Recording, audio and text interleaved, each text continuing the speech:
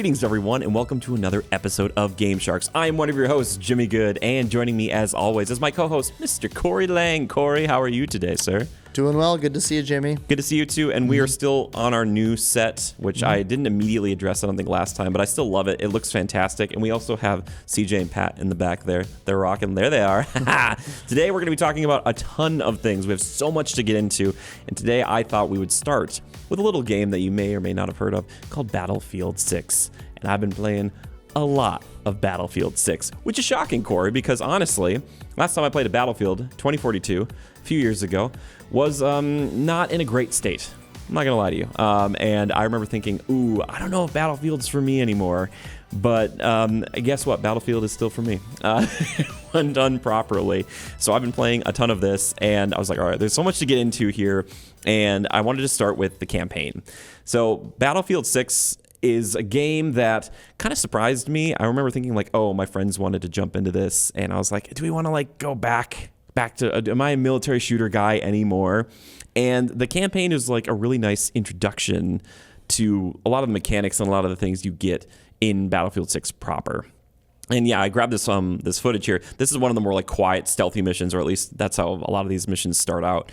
But I haven't beaten the campaign. But as someone else has said, and I'm going to paraphrase here, but it's a completely serviceable campaign, very straightforward, nothing nuts.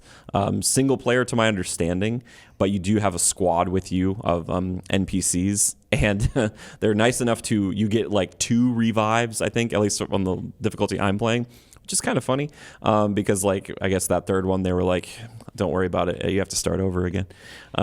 But yeah, I was enjoying it, and I was thinking, like, there was a hot minute there where a lot of these military shooters were not doing campaigns anymore, right? Like, which Call of Duty was like, we're not doing it? I think there was like a COVID era where they were just like, yeah, we just don't have the resources to do this. Yeah. And which is sad. And I get it, because it's like, I remember thinking, especially like back in college, where you get a new Call of Duty and you burn through the campaign, you know, it's like 6 hours or something. And then you'd be like, I'm never going to touch that again. So I understand like they don't want to dedicate a ton of time and resources to such a thing. Yeah. But I appreciate it being there, especially if you're just jumping in, or for, I'm sure there's a special small group that doesn't want to play multiplayer at all, and this is like the single player PvE aspect, as it were. I say all this, Corey, but I would be so hard pressed to tell you any name of any character. Yeah. Don't know any of them. Yeah. Never will. But I will say the first mission is a little bit interesting because I don't want to ruin anything for people, but it definitely ended in a way I didn't expect. But I have no idea what the story is. I've been watching the cutscenes. I like to think I'm paying attention. No clue. And that's okay, because that's not really the point. It's mostly just to kind of get your feet wet. Yeah. Try out the weapons and kind of start to learn the classes, even though the class-based stuff doesn't seem as important in the campaign as it is in the multiplayer. Sure. But for someone who hasn't played Battlefield 6 yet, if and when you jump in, will you try the campaign? Yeah, for sure. I had to look. I don't think I've played a Battlefield game in over 20 years. I think it was like Bad Company. Dude, that's the one. Something like Battlefield. Back in that era. Maybe Battlefield 3 or 2. That's crazy. But I've always just been a Call of Duty guy, just based on the nature of the people I've played with. And, you know, I played a lot of Warzone through COVID up till current. So, yeah, I'm looking forward to checking this out. Yeah. I haven't jumped in yet, but looking forward to it. I think it looks cool. Yeah, and again, that's why I would suggest start with the campaign, just because, like, or just play at least a little of it to get your feet wet and you get to understand the feeling, because Battlefield feels different than Call of Duty. Yeah. My kind of distinction is, like, in Call of Duty, you feel like a really seasoned operator because every gun feels so good, and it's like your person knows what they're doing. In Battlefield, at least for me, it feels more realistic, and that like the guns really feel like I'm firing and I'm like, I have to like learn how to use them properly before I become this efficient killing machine. Yeah. But yeah, that's, again, I was like, I got to show off a little bit of the campaign because I think it is cool, and I still want to like lift that up as part of a full package, because as time goes on, there was a moment where I remember thinking like, oh, Halo started piecemealing things and Call of Duty was piecemealing things or kind of taking things away, which makes me sad. Yeah. And like it kind of devalues a package when you start being like, all right, it used to have campaign multiplayer and like other modes like a Forge mode or something. And they're like, all right, well, Forge mode's not there and campaign's not there or whatever. Yeah. So I'm like, all right, at least we're still doing this. So thank you, DICE. And all it makes me think too is like when that next Battlefront 3 comes out for Star Wars, like what that will be. But that's just the beginning though, because I've been playing a ton of multiplayer and there are a lot of different modes, but the bread and butter is Conquest, which is like capturing multiple points, trying to have more than the other team, and just doing it however you can. And that might be on the ground, might be in a tank, might be in a helicopter, which, side note, for anybody checking this out, and I would recommend you do this too, Corey, go hit there's a settings, there's so many settings to change. And the settings for base Battlefield are not great. But the issue that I was having is that helicopters, and especially jets, have really weird control schemes. Okay. And there's a button you can press, especially for helicopters, that's like easy mode or like basic controls. Because if you don't, it is like I was taking off and immediately crashing. I was like, well, that was a wasted resource for my team. Yeah. But oftentimes I have found that as a passenger, as you can kind of see here, I'm riding with one of my buddies. Shout out to my crew. This is Joe Lever, who's on the tank, and then I'm on one of the guns, but to Drew and to Levi as well. And that's where the game really sings, is when you're in, I think, a vehicle with one of your buddies or a couple of your buddies, and you're going to work. You know, and it's very, the joke that I've been seeing a lot is like that movie Fury with Brad Pitt. Oh, yeah. And a lot of people, when they get in a tank that feels like that movie, you're like, all right, fire over here, get him. And this is, by the way, is one of the best maps. There's some great maps in this game, some not so great maps, because that's, you know, it's subjective in multiplayer.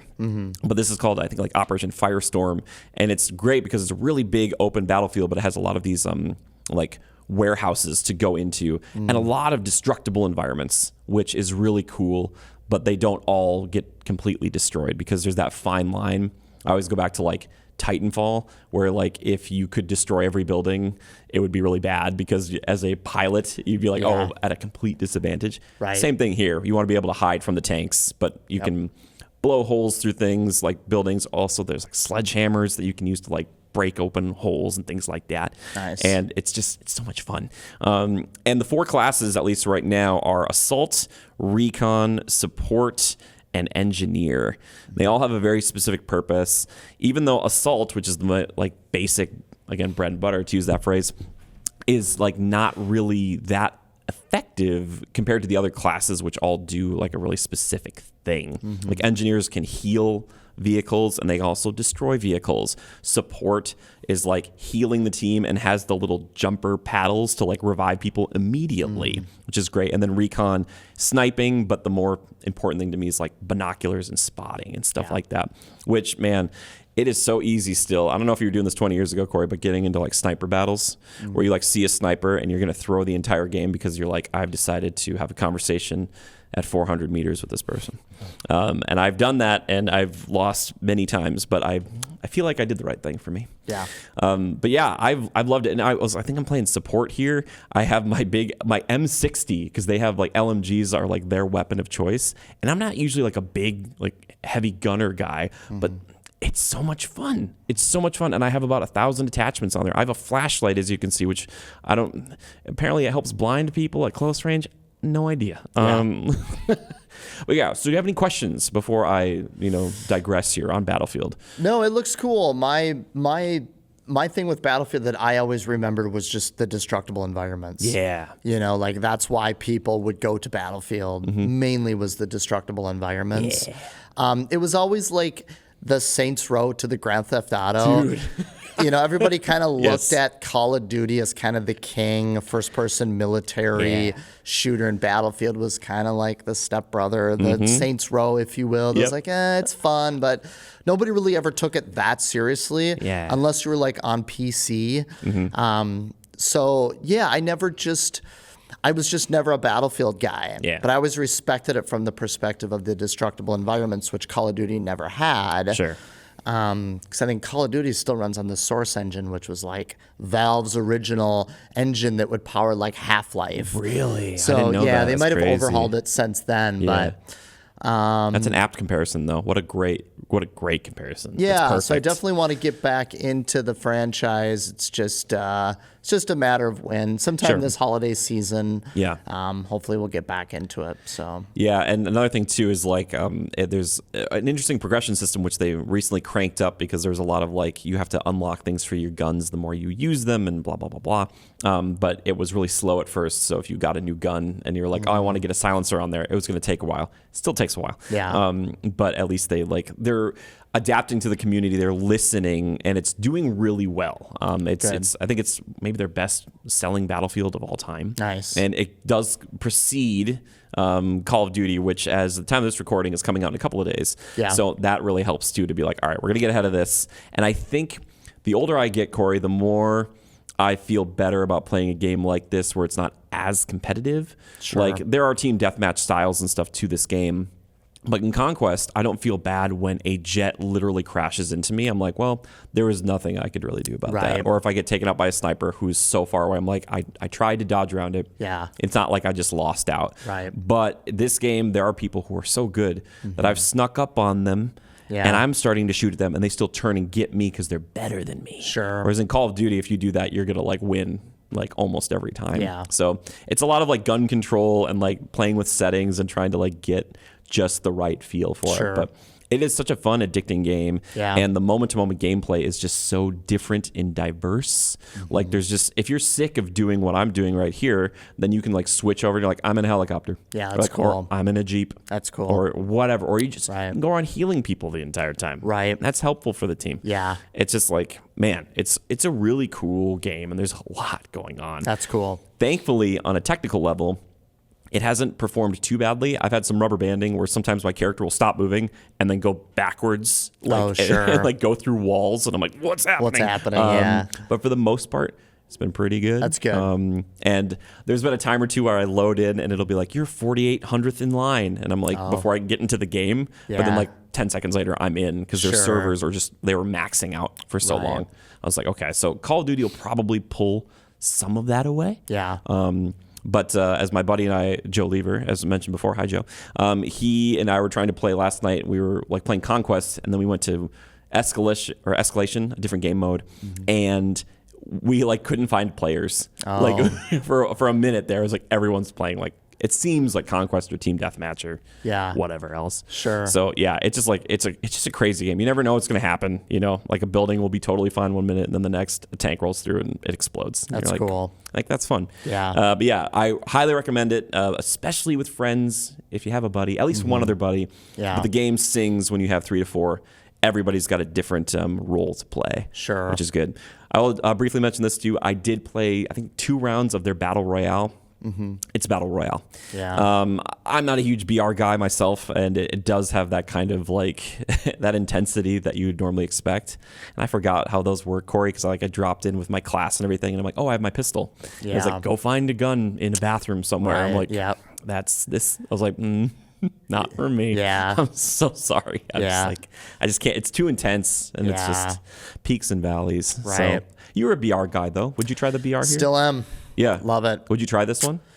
Yeah, I don't Maybe. know. We'll get into some hardware chat later on, Yeah. but I may have stumbled upon a new console with a much larger hard drive. So I'm the days of deleting games to install new ones are gone, I think, for I the hope most so. part, but we'll get into that later. Sure. Maybe I did fire up Warzone and played with my brother 2 nights ago, and that was really fun. Okay, cool. And I think I'm going to get Battlefield 6. I think I'm going to stay away from the Battle Royale. Sure. Just I don't want to cross too many wires, It's a lot of too wires. many first-person shooter wires. Yeah, So that's a good call. Yeah, I think I'll stick with Battlefield 6 and ditch the what is it, RedSec? Yes, RedSec which in is Southern California, weirdly, Wow. which like hits weirdly close to home for me because I was like Yeah. going over. I'm like, oh, this is like, Yeah. They're like, here's where it's gonna be. I'm like, yeah, wait, RedSec. What? I should have put together a better market research team for that title, but Yeah, I don't- it's weird. I don't know. Yeah. I'm sure it's some. I don't know. Call of Duty, Warzone, Yep. Battlefield, RedSec. Like, okay, Yeah, exactly. let's get this figured out, guys. yeah. But yeah, that's all the Cool. Battlefield stuff That I had. sounds I was like, great. I had to talk about it because it is a big deal. Yeah. It's been out for a little while now, but it's just been a lot of fun. Yeah, I'm looking forward to playing it for sure. Yeah. Well, you've been playing some other things, but also you've been playing on something new. which Yeah. is pretty crazy to think about. Yeah, so there was a little bit of a motivation. One of them was Grand Theft Auto 5, which was just delayed again. 6. 6, sorry. Okay, Thank yeah, I you, just want to make 6. sure. Yeah, Thanks no. for the correction. No, it's fine. Hey, it's been Yeah, so long. 5, it feels 6, we don't even know whatever. they don't even know what the number is Yeah. anymore. They're like Grand Theft Auto something. Right. Whatever. Yeah, I finally pulled the trigger on a PS5 Pro. So it's been out a year. Yeah. And it's not getting any cheaper, as you know, without bringing up our government and the politics around sure, that sure, and sure. things getting more expensive. But yeah, consoles are going up in price. Yeah. So the PS5 Pro is $749. I think the bill was like $814 after tax. Steep. At my local Target. But yeah, we'll get into one of the main reasons that I wanted to get one. But yeah, it's compromised. So Yeah. on standard PS5 and standard Series X, you do the classic thing. You go into settings, you pick either performance or you pick resolution. So Yeah. there's always a compromise. Maybe you'll get lucky and the developers put some extra time into like a balanced option. Sure. Or maybe you can run like a higher resolution with 60 frames. But historically speaking, on modern consoles, you're either doing 30 FPS with 4K resolution, or you're doing 60 frames per second with a 1080, or maybe some resolution that's some goofy resolution Yeah. that's in between, or they do some weird upscaling stuff. But with PS5 Pro, the promise was no compromise. You can have your cake and eat it too, Sure. provided that the developer did the work to. So what they have is what's called PSSR, which is like PlayStation's version of like, I think it's DLSS, I believe. Okay, Which yeah. is just like an upscaling technology. Yes. So you have that, and then you also have the extra hardware capability. So we'll get into Ninja Gaiden in just a minute here, but that's a great example of no compromise, where you can get the 4K resolution with the 60 FPS, Yeah. or maybe even an unlocked frame rate, so you're hitting 120. So is sick. it's a beast. Yeah. With the ray tracing Ray tracing, yep, on. it's Ray tracing on. yeah, it's a PS5 on steroids, and it's got a bigger hard drive. Which is cool. That's kind of it. So Yeah. yeah, it comes with a 2 terabyte hard drive, no disk drive. Okay. Yeah. I wonder if that's going to be industry standard soon. I'm sure. Yeah. You know, a lot of people gave the PS5 Pro some trouble because, like, hey, this is a pro console. Why doesn't it have a disk drive? Yeah. Like, if it's truly a pro console, it should have all of the bells and whistles. You'd think. And you shouldn't be like stripping away features from the current. Yeah. I don't really care because I've moved on from like physical media. Sure, yeah. I get it. If you want to go buy a disc, like, good on you. Yeah. That's not for me. Yeah. Didn't bother me. So I was like, no problem. Yeah.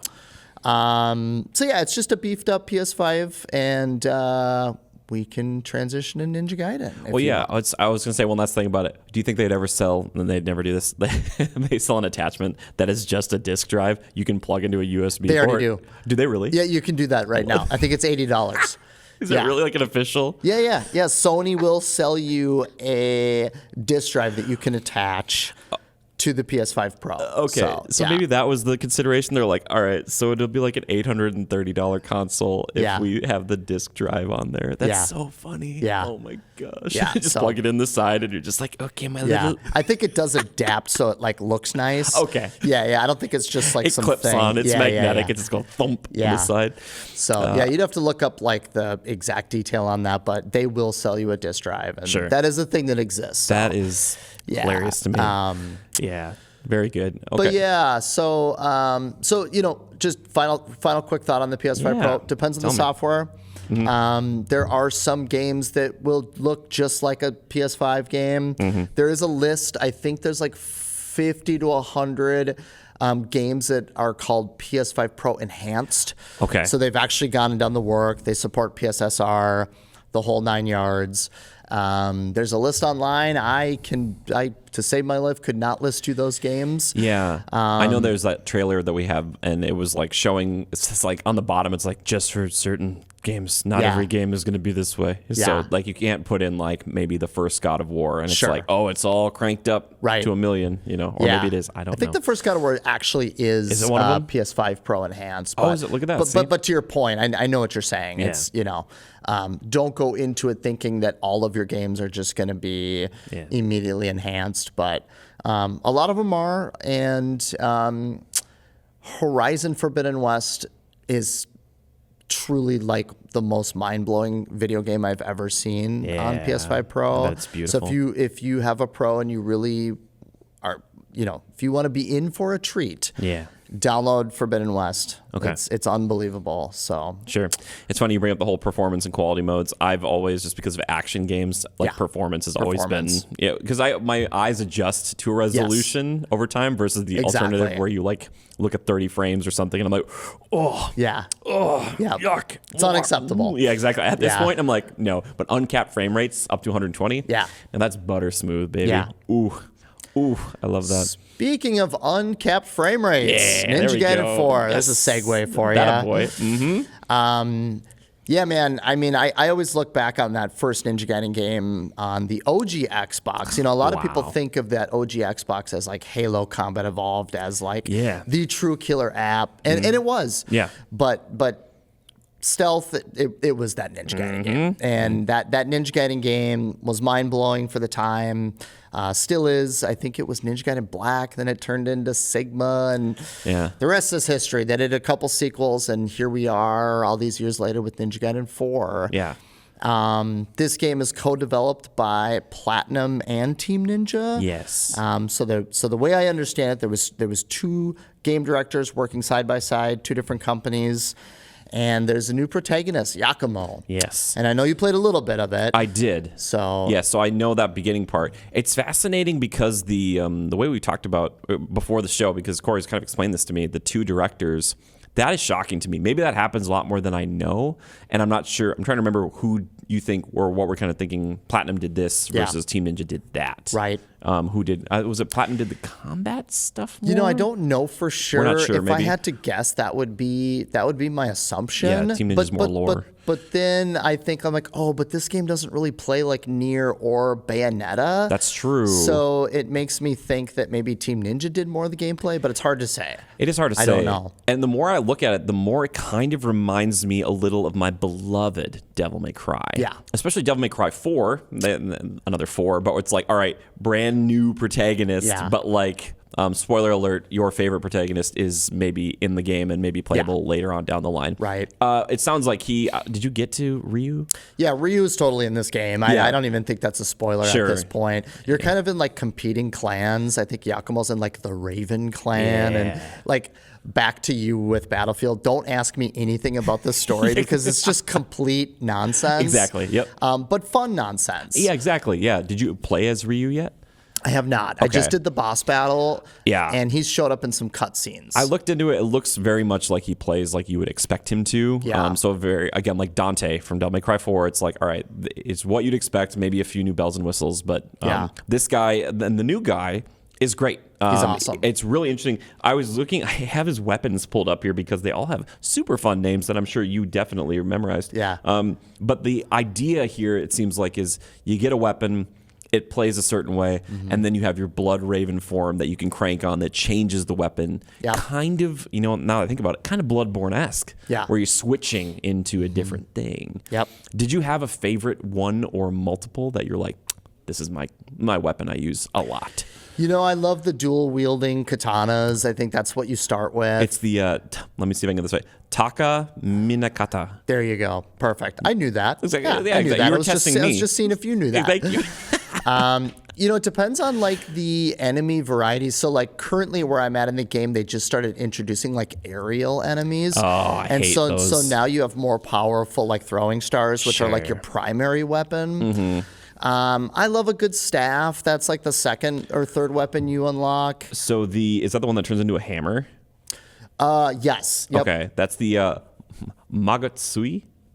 Maybe? I also don't know. knew that. I was just gonna making keep- sure that you knew it. Yeah, just continuing to test you. Dude, thank you. Did you try out the rapier / lance, which is the Yatosen? I haven't gotten the rapier yet. Okay. So I have four weapons so far. Okay. That's interesting that there's more weapons coming, but Or maybe you have it and it just Could there's so much. I'm trying to think of like it says it's you get at the start of chapter 4. You probably have this one. Oh, I probably do that. Yeah. I probably do that. Do you have the one that's like this shuriken, but then like the arms, Yes. like the punchy? Yep. I think that's called the Kage Hiroku. I I'm There doing you this go. to myself. And Perfect. You know what? You better just quit while you're Exactly. ahead with it. Probably. Yeah, no, again, don't ask me how to pronounce weapons or story. And, Yeah, no. The lead that we're bearing is like the action in this game is tremendous. Yeah. It's a beautiful spectacle. It's a spectacle. Yeah, it's super fun to play. It's punishing. It's really difficult. I'm not going to lie. I've had to lower the difficulty on a couple of bosses. Sure. That's okay. But then I bump it right back up for main gameplay because it's just more fun when it's more challenging. Yeah. It just feels better. If it's too easy, it's not as fun for me. Sure. But I also don't want to get hung up on boss fights for super long. No. I'm not into this looking for a Dark Souls experience where I'm like learning boss patterns and this and that. I'm like, no, I just want to get through it. So. Well, and that's how I felt with like, is it Ninja Gaiden Sigma or Black or whatever, which it was like, I remember playing back then, I was like, this is too hard for me. Yeah. I was like, I don't like this. This one still feels difficult. Yeah. Like you said, you can kind of change the difficulty. But one of the biggest differences I notice, and maybe you notice this too, is that like there are a number of enemies on screen, but they're all kind of chunky, meaty boys. Yeah.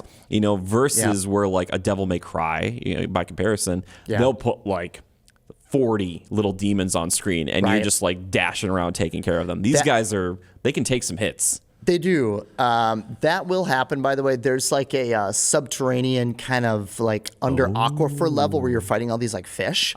So it does do the Dante thing where you have like 80 smaller enemies in the same room and you're just bouncing between. Sushi mode. Super fun. Okay. Yeah. That's fun. That is cool. Also, I like it. before I forget, some really fun platforming stuff I saw that. doesn't always work, but for the most part, it's fun.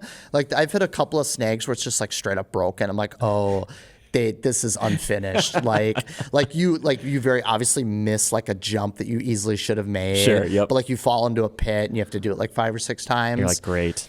Yeah, but you get like a hang glider. You get like a little jet ski thing where you can surf on water. Oh, yeah. So there's a lot like a gameplay variety cool. that kind of breaks up the action, which is really smart. So I think it's great. I think it's the best one since that original Xbox game. I think it's better than 2, definitely better than 3. 3 wasn't great.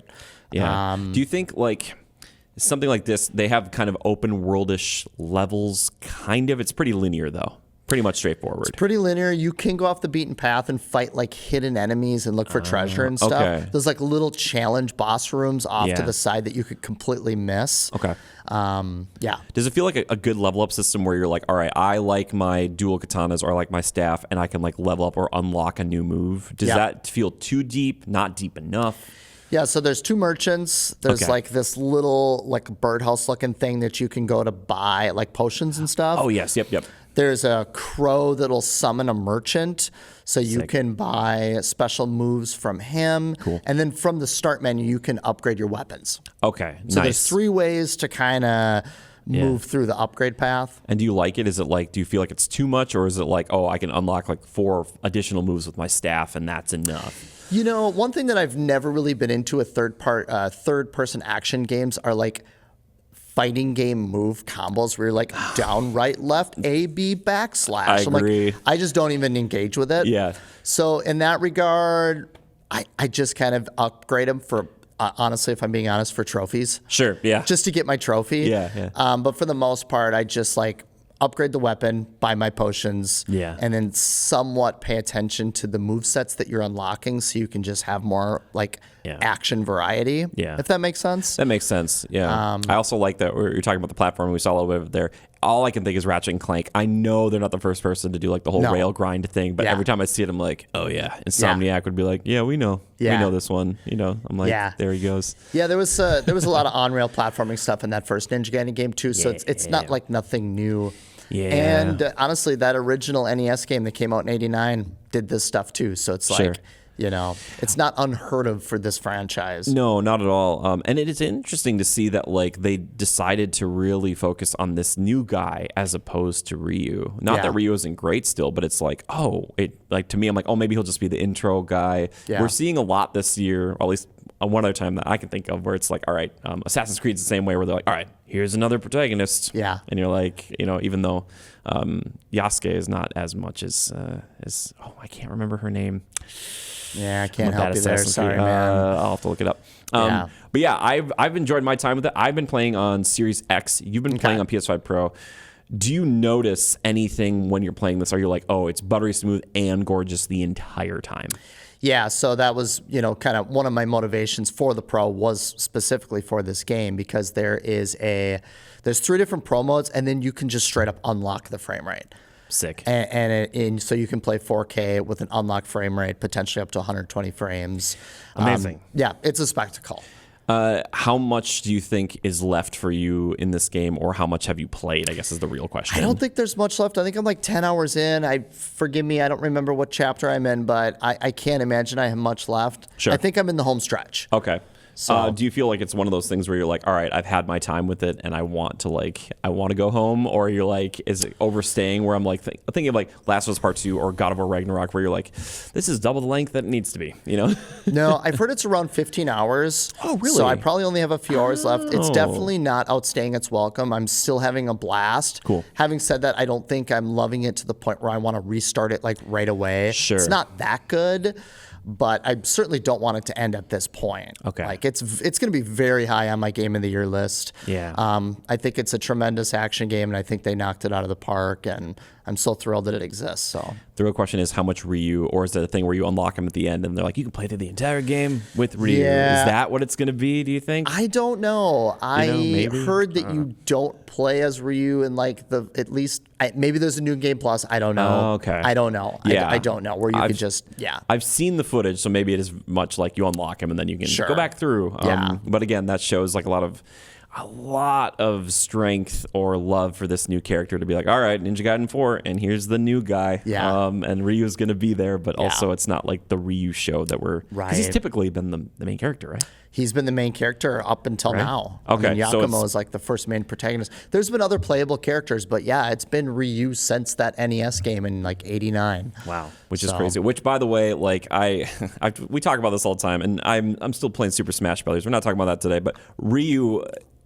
We'll see in the next Smash Brothers. Yeah. I feel like it's almost, I don't want to say a lock, but between him and Gengar. I mean, I wish it was Arcanine, but Ryu's got to be. Like, he'd be a perfect Smash character. He's like, oh my gosh, like, I can even see his ultimate right now. I'm just... Yeah.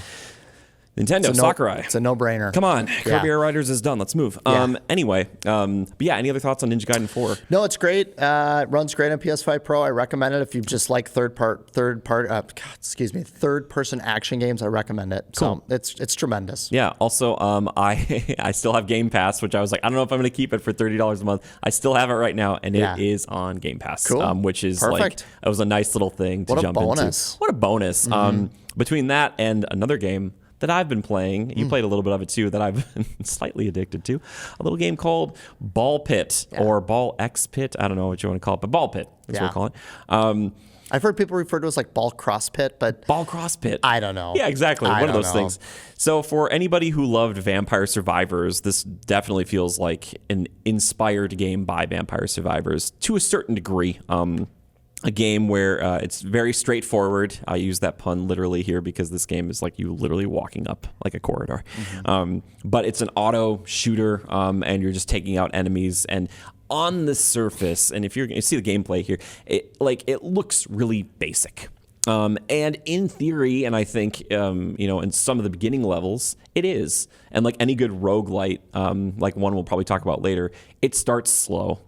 And it's like, okay, we're trying out a few things here. We'll see. You don't have a lot of upgrades. You're just kind of like getting your feet wet again. But as this game goes on and you unlock more specific abilities to shoot out these little balls to destroy the enemies and more characters and more levels, the game really starts to sing. And it is really addicting. It's a kind of a combination of like, oh, it's really like, I don't know, you can kind of disassociate and go into it sometimes, or other times it's like super intense and you're trying to be like really tactical in what you're doing. And I have played a lot of it. I just unlocked the last stage last night, and I've unlocked most all the characters. It's so much fun. And there's like a base building aspect. I don't want to get too much into that because it feels not tacked on, but it just feels like it's kind of there. But like the bread and butter, again, is like this actual, like the gameplay you're seeing here. And right now, this character I'm playing as is a knight character. And unlike most other characters, this one's got like a big shield in front and you can bounce the balls off of you and kind of make it go back and forth really quick. And you got to think physics because like you're bouncing off not only yourself with this character, but the side walls, the wall in the back. And there's so much to consider sometimes when you're playing, but it's so much fun. And it's very, very easygoing and addicting. And Corey actually, I think, kind of brought this to my attention, or somebody else did too. But I remember I was like, okay, I gotta check this out. What do you think of BallXPit? I think it's super fun. I do have some issues with it, like the base building stuff. It kind of reminds me, I don't know if you ever played ActRaiser back on the Super Nintendo, but ActRaiser had a base building element, but then you would go into like 2D action platforming segments. Okay, no. But the base building in that game actually felt like really complete, like it could have been its own thing. Sure. And that's kind of what I wish for this. Yeah. Like it just doesn't feel good to like move like structures around and building. And the mechanic that I like is how you launch your little builders. Yeah. And you can kind of arrange the things in a way that makes more sense. Yeah. But yeah, I do wish the base building was better, but I think you're totally right. I think what we're seeing on screen here is like super addicting and really fun. Yeah. And I think the base building stuff is really just to like unlock the cogs, right? To unlock more characters and more levels. Yeah, so basically when you're going through, as you play through the levels, you'll get these blueprints that you can like build things back at your base, and those are how you like unlock the new characters, right? And then like as you beat the levels, they will unlock like the random chance for you to get those other power-ups while you're playing. And as you can see here, it's like when you level up, you get like a choice of leveling up a thing you already had or get a new item. And then you see these little rainbow ones, and they come in 3 different flavors once you get enough, because you can level up any of your little items up to 3 times. And then there's the fission, which will allow you to like upgrade multiple things at once. There's the fusion, where you can take 2 things and put like max level and put them together. And then there's the evolution, which like takes and makes like a brand new thing. So it starts to get really crazy. Yeah. I was telling Corey about this. There's this one where like you can get a blizzard, which is combining ice and wind, and then you can get like the spider queen, which is like this egg sac combined with like the brood mother. And when you put that all together, basically what ends up happening is you have like all these tiny little blizzards just flying around the screen at the same time, and you feel really powerful. Yeah. And so sometimes there are certain runs where you feel like you're completely unstoppable, and then other times it feels like the game is pushing back and being like, you cannot win this one. Like, we will not let you win. I'm like, dang it. Yeah. And each stage has like 3 bosses, and you can kind of see on the right side of the gameplay there, like we're kind of like, as you take out enemies, you're filling up this meter, and then when you hit those checkpoints, the boss shows up and the corridor actually expands out, which is a really cool kind of thing to kind of give you the feeling of like how long this run's going to take. Normal runs, if you get all the way to the end, at least for me, I'm probably averaging like 15 minutes or so. Seems very like was like 5 minutes, like the checkpoints. So it doesn't overstay its welcome or anything quite like that.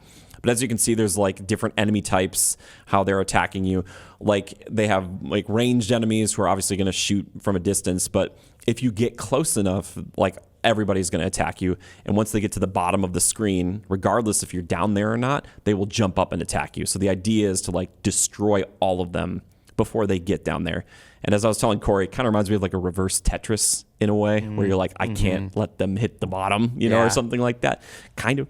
And you kind of see here, I'm doing the fission and upgrading I like the little vampire guy. But yeah, there's it's just so much fun. And as you unlock more of these things, you start to get in this mindset of your build. But in a roguelite, I always think it's funny because I'm like, oh, this is like a certain build, or this is a certain way to do it. but it's so random that you you just have to kind of be adaptable, and see something that's new is coming.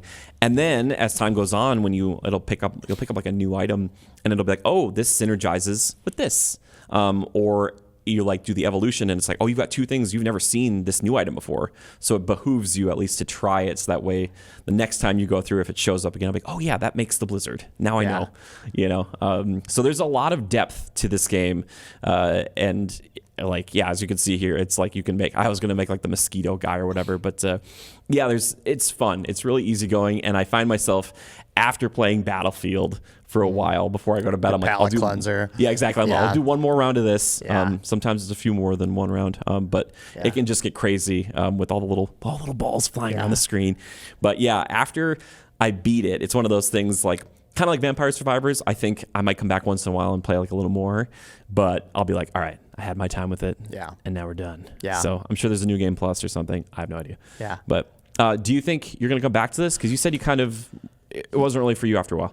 You know what happened was I don't know what it is or what I'm doing wrong. If it's something with the fusions, the upgrades, the fissions, blah blah blah, whatever you want to call it.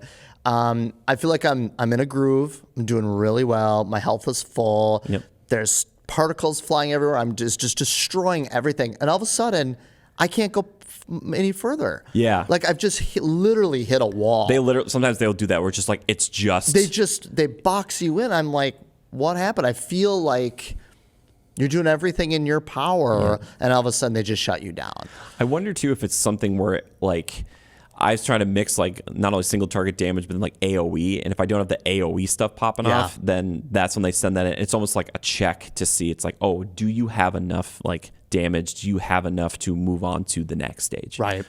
Which isn't always true. Right. Which is, it's frustrating because you're like, what the heck? The good news is you can get right back into the action. Exactly. So it's not that big of a deal. One thing that I thought you'd appreciate though is like, while all the different characters have different abilities, and as you can see here, you can eventually double up with them, which is fun because you can kind of mix and match them. I have some favorite ones. Like eventually you get this guy in the back here who's called like like a juggler or something, and you can literally lob them to any spot you want to. Interesting. Which is super fun. Cool. But one thing that I thought was interesting, you get this character later on, and I've only played one round with him. He's called the Tactician. Okay. And he makes every round turn-based. So what happens is new enemies will show up, it will stop time. Wow. And then you move and you do your thing. And That's then really they do interesting. it. So it took me longer, but it was definitely like change the game. Change the game. Yeah. Right. So, like, so it felt fresh. Yeah, it does. And unfortunately, you only get him later on. So for certain people who might be like, this, Jimmy, I'm looking at this and this is way too much for me. This is like crazy town. Right. That one really brings it back to being like, okay. That's cool. It's very purposeful, very tactical. That's cool. Which is a cool thing to throw in as just a character. And that was, that's character based. Is a character, yeah. He's like the tactician. Okay. But yeah, so each of them have like their starting ball, but that doesn't mean that you can't get that, with another character. Right. So yeah, it's interesting to mix them or to have like that knight you saw before with the guy who lobs stuff. So you kind of like, you're trying to figure out what's the synergy. I really like the twins. The issue with the twins was, particularly in a boss fight, they'll send like waves of particles at you, and it's physically harder to fit between two projectiles because there's two characters side by side, so they're wider. Yes. So you take damage easier. So I'm like, all right, so it kind of cancels each other out a little bit, yeah. And they do like 50% damage. 50% damage, but you can create patterns.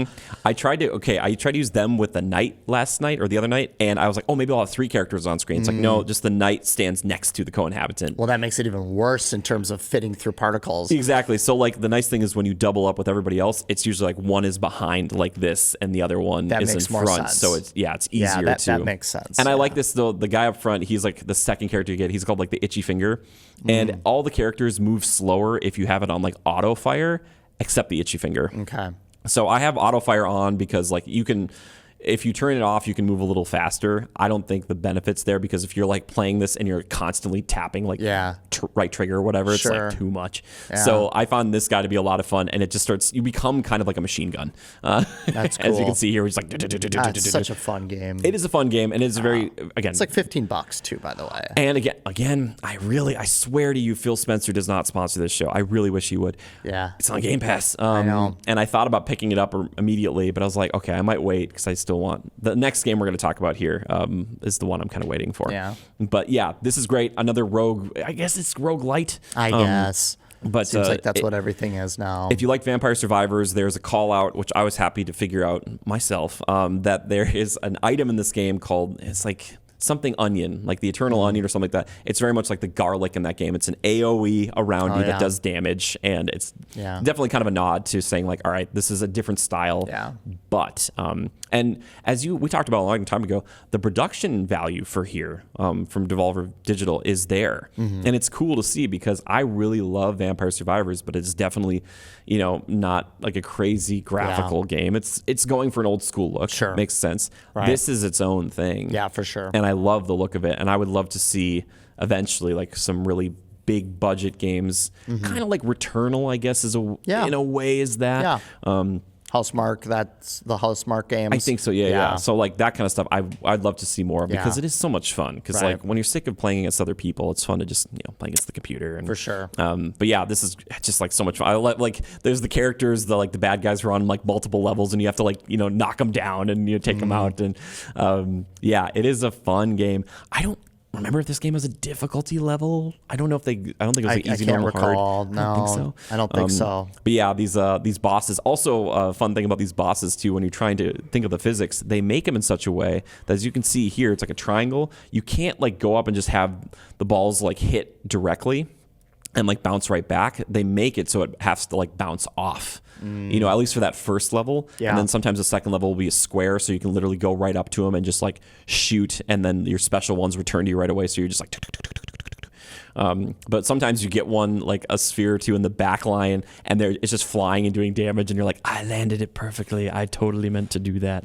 But yeah, like lasers and lightning and fire and like all this cool stuff. It's fun to watch. It's fun. Yeah, it is like, it's one of those things I'm like, like you just get your eyes roll back in your head and you're like, this is nice. Yeah, just zone out. Yeah, but I still don't know the best fusions because like you can mix just two basic ones or two of the evolved ones. I just typically just do random stuff. Yeah, there's a few characters that pick for you, which is I've really noticed that. weird. That's weird. Like, so they go in there like, I picked that one, and I'm like, Yeah. I don't really like those. And I'm sure they're great in their own way, but I'm like, I just don't. Right. Yeah. But yeah, I digress on BallXPit. I just had to talk about it for a little bit. Yeah. But speaking of roguelites, and the one that I'm waiting for, it's on Switch 2 exclusively right now for consoles, but also on PC and Steam. It's a little game, a sequel to an incredible game, Hades 2.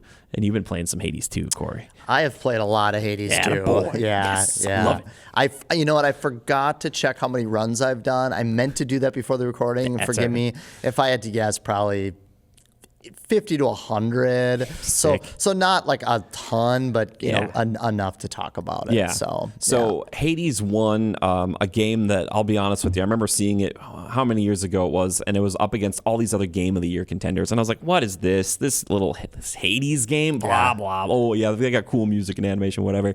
Then I played it, and I was like, oh, yeah, it's the best gameplay of the year. And it feels like they took that and were like, yeah, let's do that again, and up it a little bit. Does it feel like the original?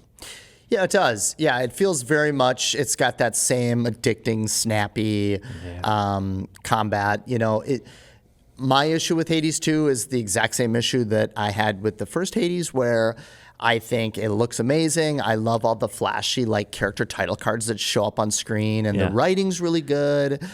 It's this game set in Greek mythology. So I should set it up a little bit. So you play as Melanoi. She's the daughter of Hades. Yeah. And basically it's a revenge trip. So you are out to kill Kronos, who's the god of time, I believe, if I got that correct. Yes, I think so. Yeah. So this is a roguelite action platformer, kind of top-down, isometric. You can see the gameplay on screen here. And my issue with this game is the same I had with the first one. I just wish it was a Diablo-style game. Sure, yeah. I get very burnt out playing through the same environments over and over and over, and the same bosses over. And so if you're unfamiliar with roguelites, that's kind of the gist. Yep. Basically, I think they're called boons. You are unlocking powers in we'll just call it in the world. to further advance Melanoy to get stronger and to get better, and most importantly, to play longer. Yeah. So you can get further, but when you die, you go all the way back to phase 1. Yeah. There is a hub world, which is really cool, and basically you unlock currency to unlock cards, which makes Melanoy stronger. So that's kind of the gameplay loop. You get in, you get out, you die, you get stronger, you want to make it further.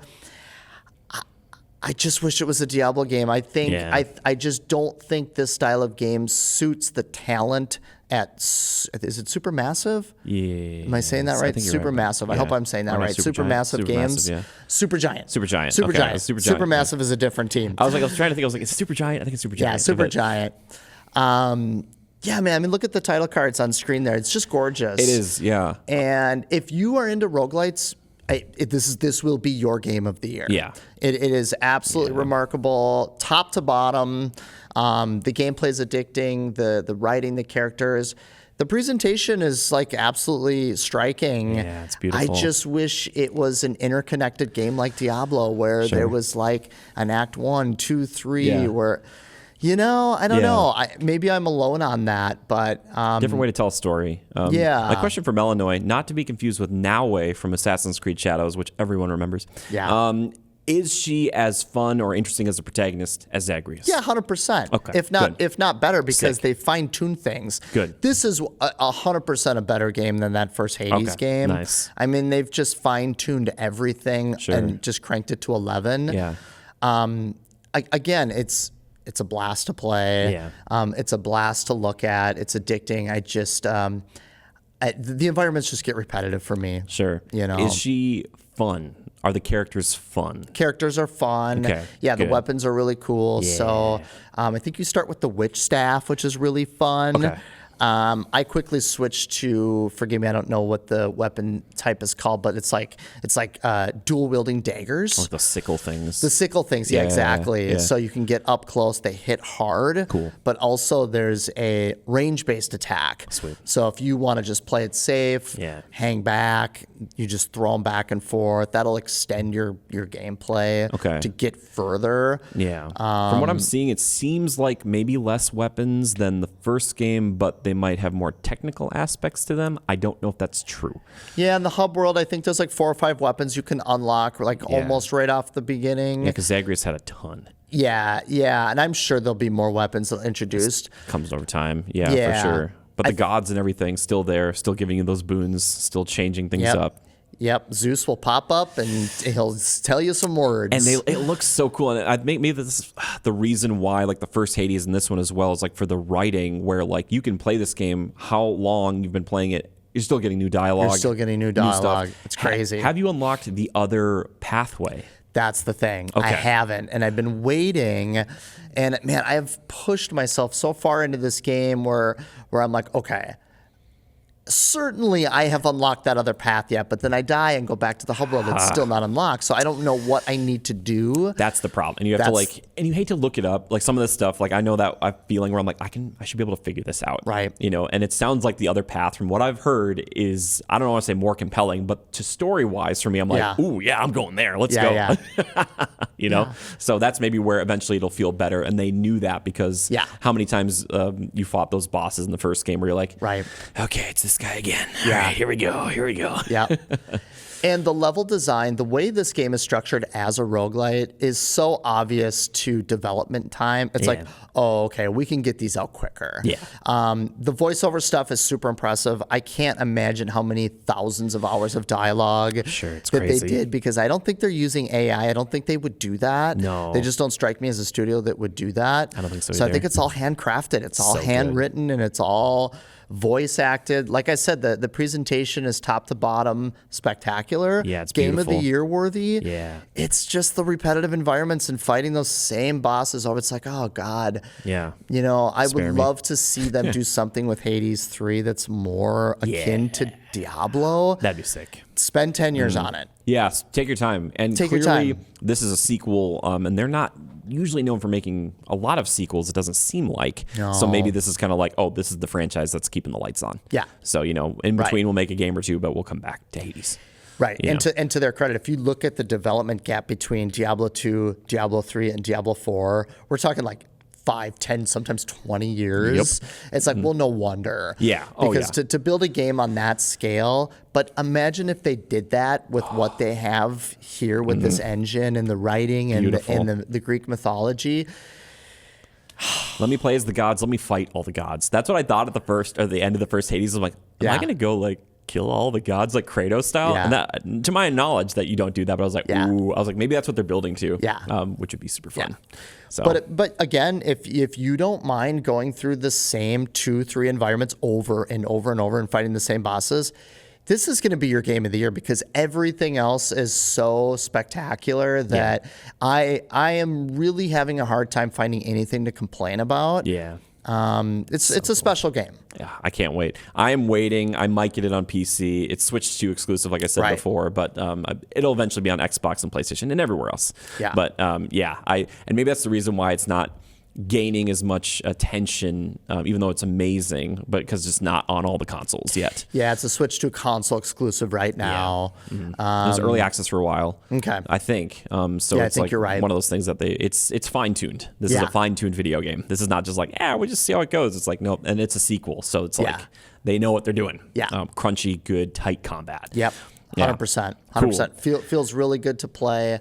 And it's one of those games like you said with Battlefield and BallXPit. I just gotta take some time away. Gotta walk away, go play something else, come back, and then you're ready to go. It'll be there for you. Well, I want to wrap up today's conversation with talking about a few things that we're excited about in the last month and a half here of 2025. And I don't know about you, Corey, but I have respect for these games. I'm not exactly sure when I'm going to pick these up. I wanted to bring up two things specifically, like Stalker 2 is coming, and then also like some love for Kirby Air Riders. Isn't Stalker 2 already out? Wait, Stalker? I thought there was a version of Stalker that was coming up. Oh, maybe it's like some sort of DLC maybe. or It said something. it was coming. Something is coming in December. Got it. Okay. But either way, but like Kirby Air Riders, I'm like, just for Sakurai. Yeah. I just love Super Smash Brothers. Again, shout out to Bethany we've been playing so much Super Smash Brothers. Nice. So much. But like, I love that Sakurai, like Nintendo's like, here, you can still like make this game, even though it's in the same year as a Mario Kart world. And it's like, how many people are going to play Kirby Air Riders? Maybe not a ton. Yeah. But still, they gave him 2 directs, and I was like, I want to give him a little love. And I never played the first one, but either did I. I love Kirby. Yeah. But what are you excited about? There's just really 2. It's Metroid Prime 4, which is like the big one for me for the rest of the year. And then I really want to play that Marvel Cosmic Invasion. Dude. It's the new beat 'em up. Yes. So- Is that December? I think they're both in December. Okay, yeah, cool. I think Metroid's like December 5th. Don't quote me on Marvel. And the Marvel one's got like a pretty vast array of characters, right? Yeah. Like you have your classics in there, like I think like Wolverine, Captain America, and Captain stuff. America, Storm, My Nova, question is, and a couple others. is Magneto in this? I forget. Is like, are the villains going to be? Can I play as the villains? That's all I want to know when it comes to Marvel. I'm like, can I play as Ultron? I would hope so. I hope so. I mean, it looks like a game they're going to add DLC characters. Oh, for sure. Just like they did with Shredder's Revenge, totally. TMNT and stuff. So, Which reminds me, have you gone back to Marvel Rivals at all? never even tried it. Oh, I forgot you never even tried. No. Dude, that game, I think it was like a year ago. The addiction for me for a hot minute was there. I was Yeah. like, ooh, this game is Yeah. fun. I was like, Never played it, no. Exactly. I was like, I love you. I love you, Marvel. But that beat 'em up, is that crossplay? Do you know? I wonder if I'm that'll not sure. be. That's a good question. I hope it is. Yeah, I feel like would hope so, nowadays, if your too. game isn't crossplay, Right. like You're not doing that you something can't. wrong. Yeah, there's something wrong, and then it immediately hurts your player base because you're like, True. all right, we've sectioned them off. Right. Because there was a hot minute there, years, decades, where it was like, PlayStation is like, we would never, ever Yeah. work with the Xbox people. Right. Which Things have changed. Things have changed, and it's great to see. Mm-hmm. So PS5 Pro, though, I forgot to ask, is it a necessity? Do you think No. it's just, you're just like, No, this is for people that want that higher performance. Yeah. Kind of that boutique level. I absolutely not necessary. No. We live in a day and age where I understand money's tight, and $815 excuse me, dollars after tax is a lot. It is a lot. It's a lot. But, people are spending $2,500 on gaming PCs, so maybe it's not. Dude, maybe it's not that bad. I keep coming back to that because I'm like, I'm still such a console gamer, and I've built a PC in the past, but it does come down to that. And the really nice thing about consoles I still love is like, if you download a game on your console, it's going to work. Right. Whereas a PC, especially back in my youth, I'd get a game and it was like, you just can't play this. You physically cannot. And I was like, dang it. Yep. So I still love the idea of the plug and play, kind of like, totally. this will work. Yeah. And could you imagine going on the store for PlayStation? It's like, you download this game, you're like, but you're going to need the PS5 Pro to play it. You'd be like, wait, what? Like, that would not be okay. That would be not be okay. Oh, no. I can hear it now. I can hear the frustrations. Oh, yeah. I can hear the wrath. Right. Yeah.